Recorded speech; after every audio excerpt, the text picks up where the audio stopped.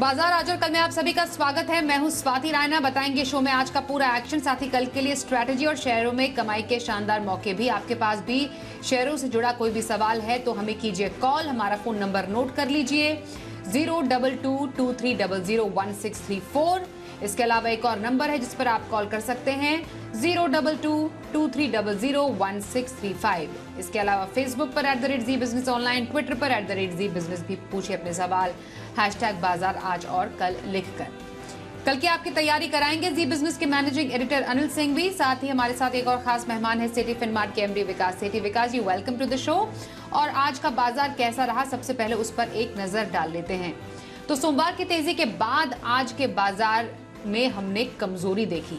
दरअसल जिन ग्लोबल संकेतों के दम पर सोमवार को तेजी थी और वो सभी संकेत ठंडे दिखे। सेंसेक्स 632 अंक गिरकर 60,115 के लेवल पर बंद हुआ। निफ्टी 187 अंक टूटा 17,900 के ऊपर बंद हुआ। तो वहीं बैंक निफ्टी में करीब 550 अंकों की बड़ी गिरावट देखने को मिली।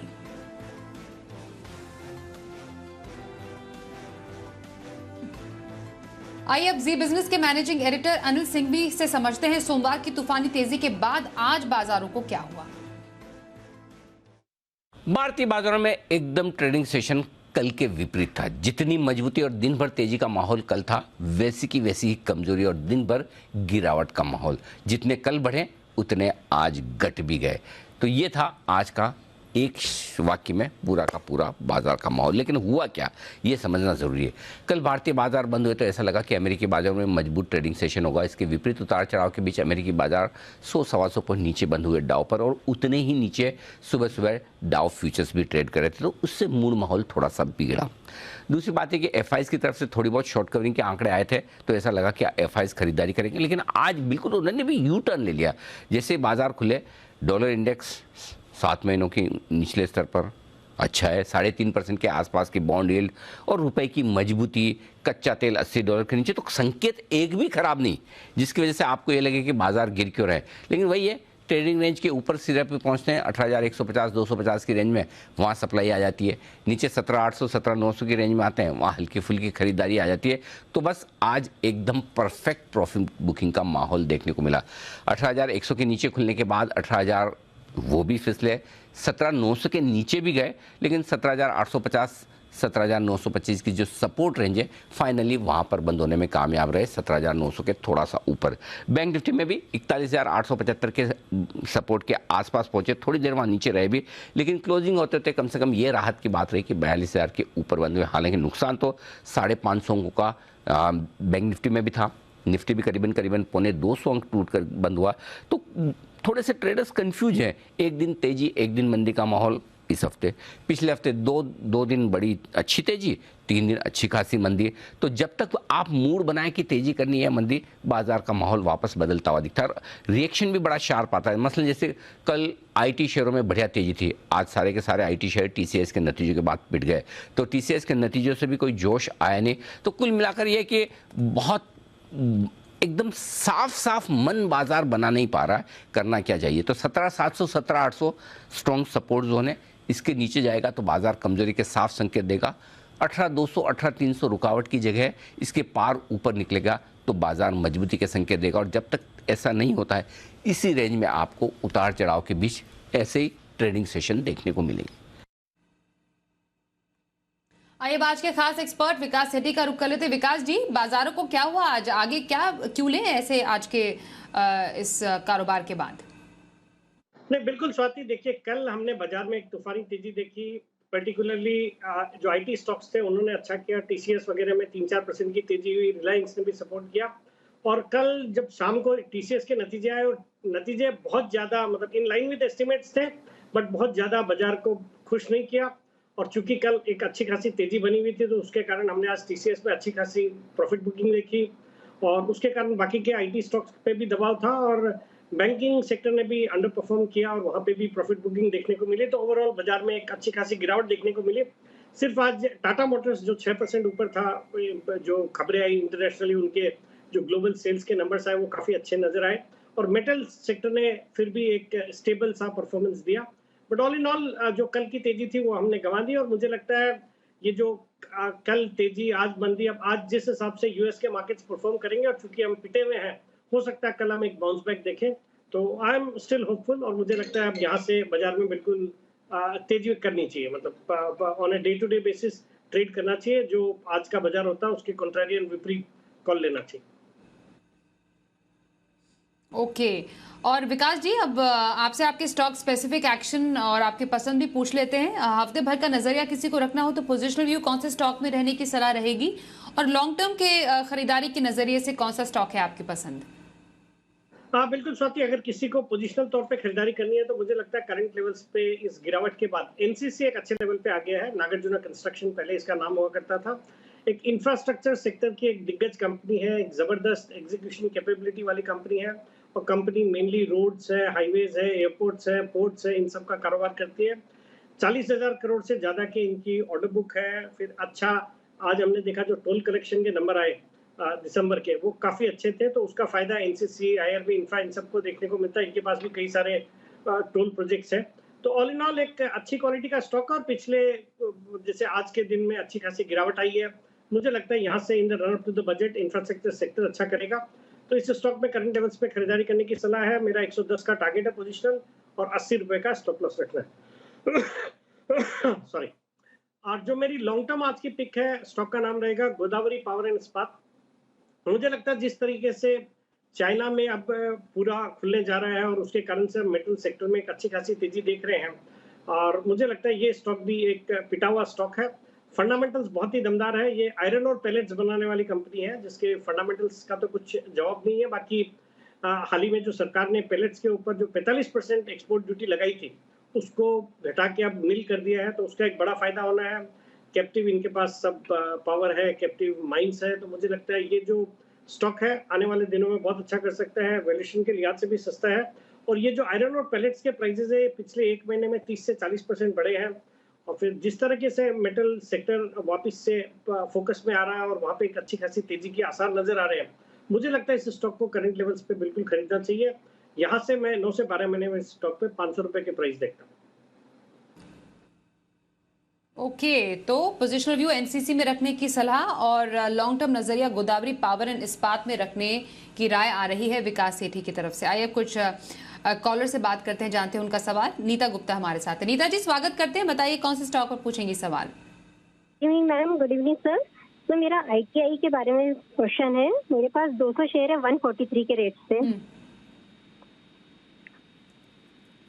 ओके, कब तक रखना चाहेंगी आईटीआई? सर मैम इसको लॉन्ग टर्म के लिए लिया था, लेकिन काफी टाइम हो गया इसको होल्ड करे हुए। ठीक है, लगभग 8,000 का नुकसान इन्हें है। ऊंची खरीद आईटीआई पर। लॉन्ग टर्म का नजरिया ठीक लग रहा है आपको विकास जी आईटीआई पर?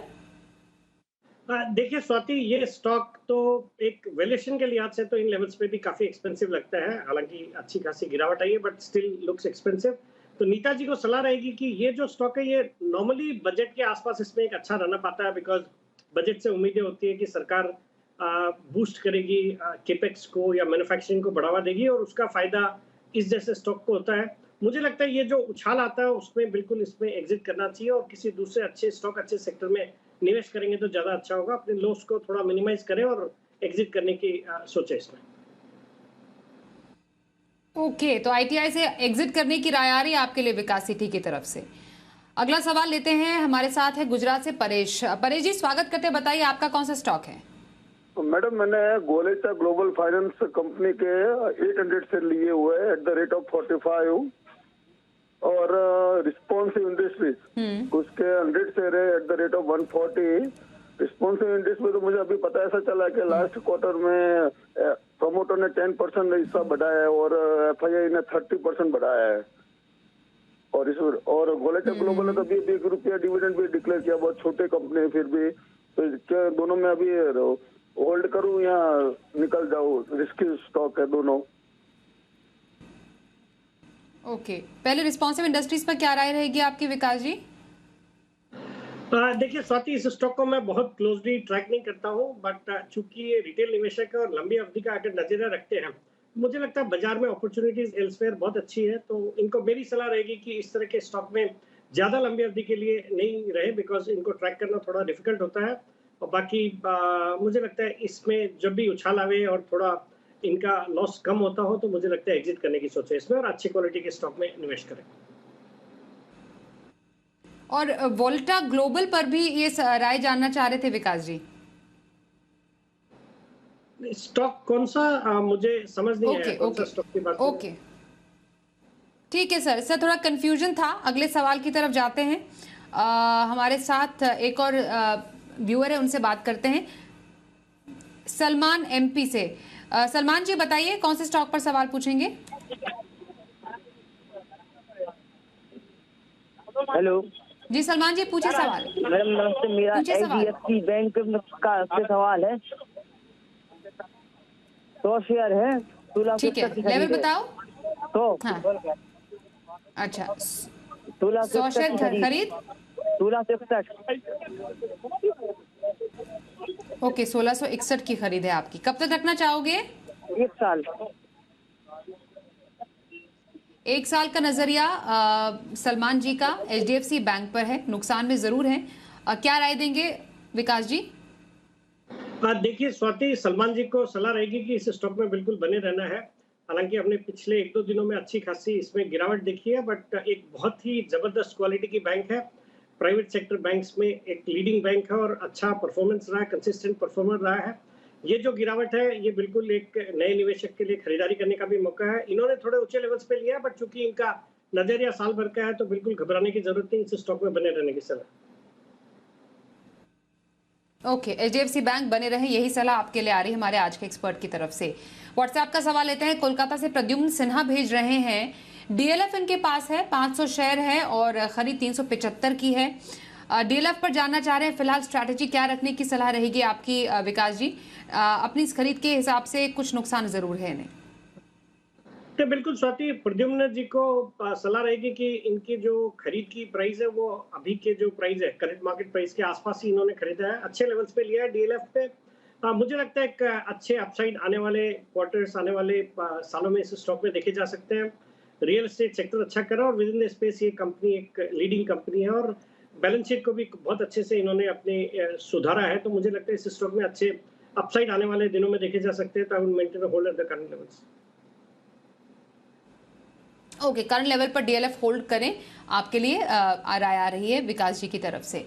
व्हाट्सएप पर ही ग्वालियर से प्रशांत चौबे सवाल पूछ रहे हैं। AU स्मॉल फाइनेंस बैंक है, 115 शेयर है, 635 की खरीद है। AU स्मॉल फाइनेंस बैंक, क्या राय रहेगी विकास जी आपकी? नहीं, अगेन इसमें भी होल्ड करने की सलाह रहेगी। मुझे लगता है एक अच्छी क्वालिटी का बैंक है और इन्होंने बहुत ही एक ठीक ठाक लेवल पे इन्होंने खरीदा है। इनके जो परचेज प्राइस है उसके आसपास के भाव ही इस स्टॉक के अभी भी है। मुझे लगता है थोड़ा समय देंगे तो यहाँ पे अपसाइड देखने को मिलेंगे और मुझे वैसे भी ये जो NBFCs और बैंकिंग वाला सेक्टर अच्छा लगता है। तो I will maintain hold at the current levels. Okay, एक और कॉलर से बात करते हैं। प्रवीण राजस्थान से हमारे साथ है। प्रवीण जी स्वागत करते हैं, बताइए आपका क्या सवाल है? नमस्कार मैडम। मैडम मेरे पास विप्रो के शेयर है 480 रुपीज के। सर मेरा 5 साल का नजरिया है। ओके, विप्रो पर 5 साल के नजरिए के लिए इनकी खरीद कैसी लग रही है स्ट्रैटेजी आपको विकास जी?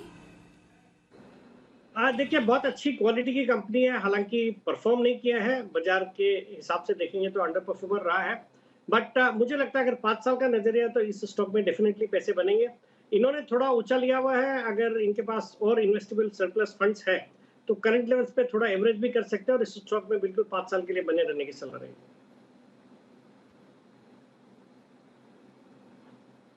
ओके, संदीप है हमारे साथ असम से, उनसे भी जानते हैं उनका सवाल। संदीप जी स्वागत करते हैं, बताइए कौन सा स्टॉक पर सवाल है आपका?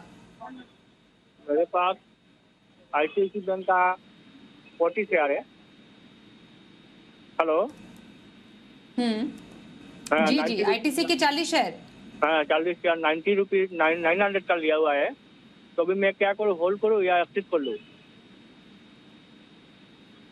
ओके, आपने ICICI बैंक बोला कि ITC बोला? ICICI bank. अच्छा, ICICI बैंक आपकी खरीद 900 रुपए आप बता रहे हैं 40 शेयरों की। क्या राय रहेगी आपकी विकास जी इनकी खरीद पर?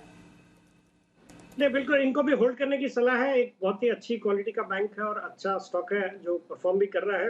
हालांकि पिछले कुछ दिनों में जिस तरीके से हमने एचडीएफसी बैंक या बाकी के प्राइवेट सेक्टर बैंक्स में भी थोड़ी गिरावट देखी है, उस लिहाज से उसी तरीके से इसमें भी गिरावट आई है और इनको थोड़ा नुकसान हो रहा है। बट मुझे लगता है इनके लेवल्स तो बहुत ही जल्दी देखे जा सकते हैं और बाकी हम बुलिश ऑन द स्टॉक। और मुझे लगता है अगर ये साल भर का इसमें नजरिया रखते हैं तो मुझे लगता है 1100-1200 तक के लेवल्स भी ऐसे बैंक में आ सकते हैं, तो इनको होल्ड करने की सलाह रहेगी। होल्ड करें आईसीआईसीआई बैंक में। हमारे आज के एक्सपर्ट की राय आपके लिए है।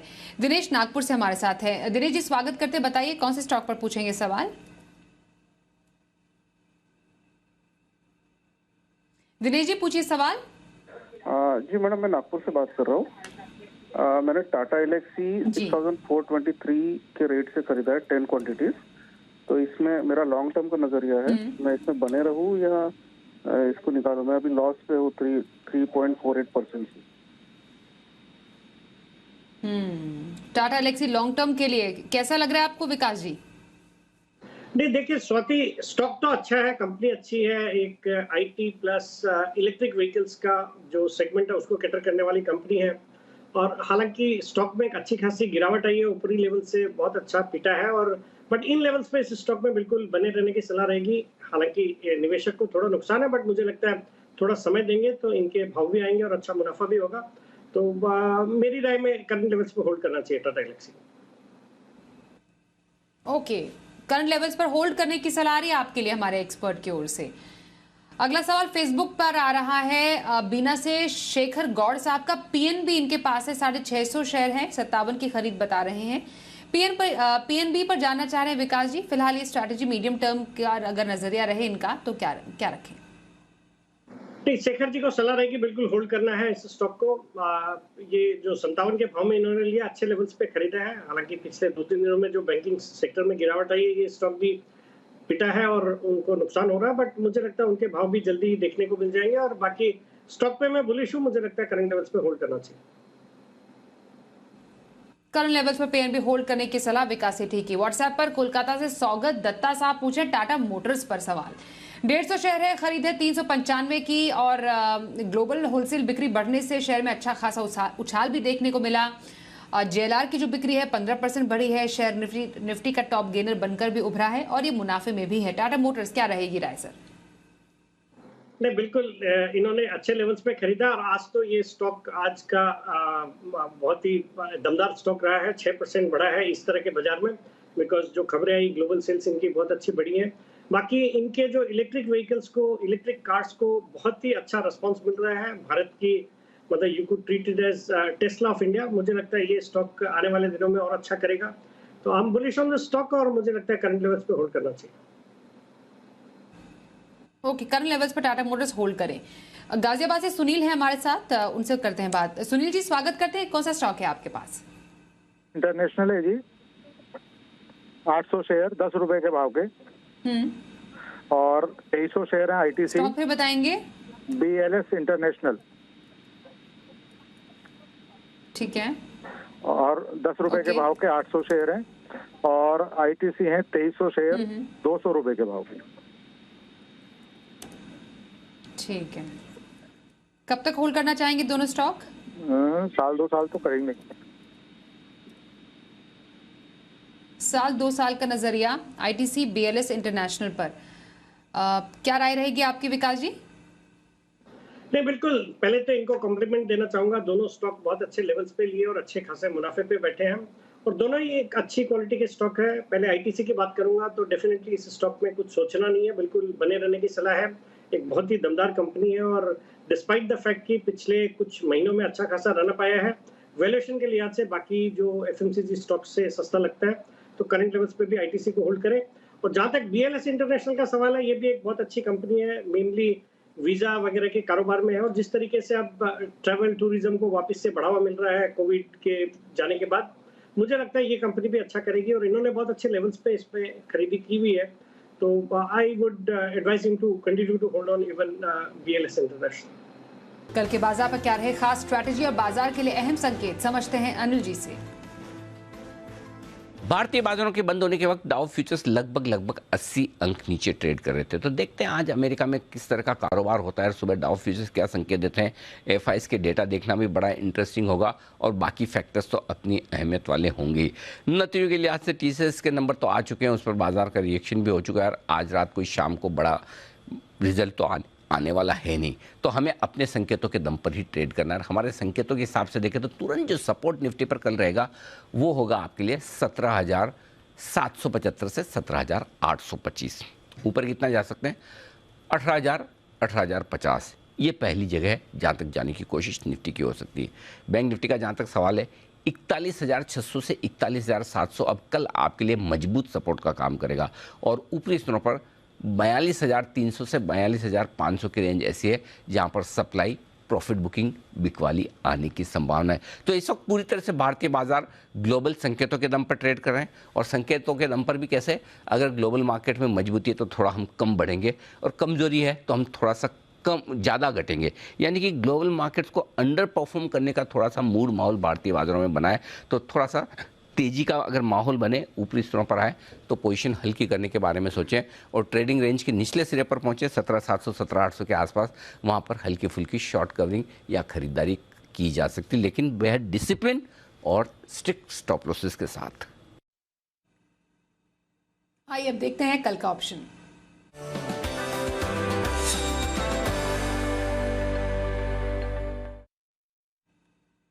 एक्सिस सिक्योरिटीज के राजेश पालविया हमारे साथ है। राजेश जी, स्वागत करते हैं। कल ऑप्शन की स्ट्रैटेजी कहां रखें? या गुड इवनिंग स्वाति जी। तो देखिए आज मार्केट में काफी इंटेंस सेलिंग प्रेशर था और ऑलमोस्ट हम 18,000 के नीचे फिसलते हुए दिखे। जिस तरीके से आज एग्रेसिव शॉर्टिंग बनते हुए दिखी मार्केट में, हमें लगता है यहाँ से फर्दर और डाउनफॉल एक्सटेंड होते हुए दिख सकता है और हो सकता है हम 17,800 के जो सपोर्ट एरिया है वहां तक भी फिसलते हुए दिखे। वहां पे वापस से मार्केट एक बार रीटेस्ट करते हुए दिख सकता है। तो हमें लगता है इस डाउनफॉल को प्ले करने के लिए 17,900 का पुट जो कि आज क्लोज हुआ है करीब 62 के आसपास, इसमें बाय पोजीशन बनाई जा सकती है और इसके स्टॉप लॉस होंगे 35 के और अपसाइड के टारगेट इस पुट के हम एक्सपेक्ट कर रहे हैं 115 तक। तो हम एक्सपेक्ट कर रहे हैं कि मार्केट में ये जो आज का फॉल था ये वापस से कंटिन्यू होते हुए दिखेगा कल के सेशन में भी और लोअर साइड पे हम 17,850 17,800 की तरफ बढ़ते हुए दिखेंगे। तो ये पुट बाय करके इस डाउनफॉल को प्ले किया जा सकता है। स्टॉक स्पेसिफिक बात करें तो जिस तरीके के वॉलेटाइल मार्केट में थोड़ा बाइंग इंटरेस्ट हमने आज एफएमसीजी स्पेस में आते हुए देखा, जिसके चलते हमें लगता है एचयूएल पे फोकस किया जा सकता है बाय साइड के ट्रेड के लिए।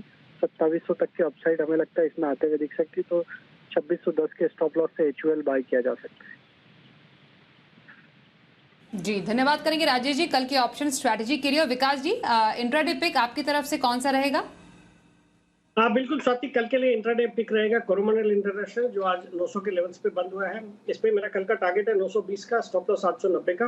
फंडामेंटल्स बहुत अच्छे और फर्टिलाइजर सेक्टर पे भी बुलिश हूँ और मुझे लगता है in the run up to the budget ये जो स्टॉक है या ये जो सेक्टर है अच्छा करेगा। बिकॉज सरकार का अच्छा खासा फोकस रहता है रूरल इकोनॉमी को बूस्ट करने का, एग्री इकोनॉमी को बूस्ट करने का। बाकी फंडामेंटली एक सॉलिड कंपनी है, तो यहाँ पे खरीदारी करने की सलाह with target of 920 and stop loss of 890। Coromandel international intraday खरीदारी की पसंद विकास सेठी की ओर से। धन्यवाद करेंगे विकास जी शो में शामिल होने के लिए।